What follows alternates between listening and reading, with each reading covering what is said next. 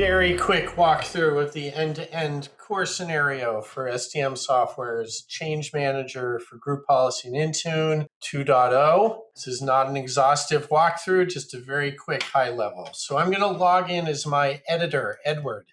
Edward has been tasked with updating an Intune configuration profile that is configuring removable disks, removable storage. So the first thing he needs to do is find either GPOs or, in this scenario, Intune configuration profiles that configure those settings. The one in question is this Kevin removable storage. So he's going to quickly go find that object, get some more details about object, probably look at difference reports or settings reports to understand what's happening there. He's got to do the research. At the end of the day, the flow starts when he checks it out. So he checks out the object. It's now in a state that can be edited. There's a lot of data that can be edited right here in line in the tool.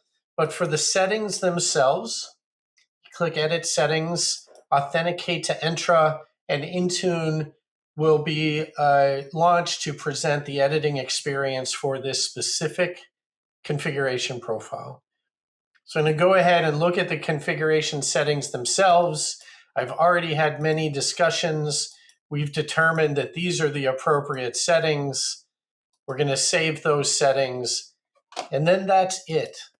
Now, Edward can do some additional work to review the version differences, whatever, but at the end, he needs to check this in.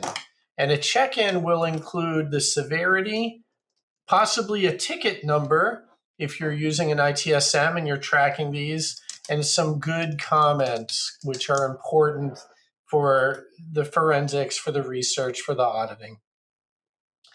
That's it.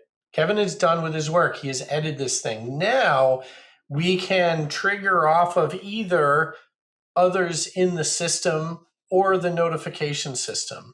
So what just occurred is that change triggered an email to be sent to the approvers. So Edward knew who the approvers were because it's in the data. But then email comes and here's the difference report. This is the version that's being proposed on the right. This is in production. I need to be okay with that. And then I can go ahead and approve that change. Now that approval also triggered an email notification.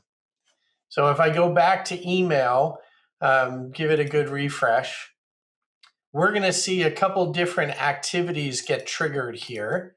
This one is essentially saying Kevin reviewed this and approved these settings. Now it has to be deployed. That final step is writing it to production.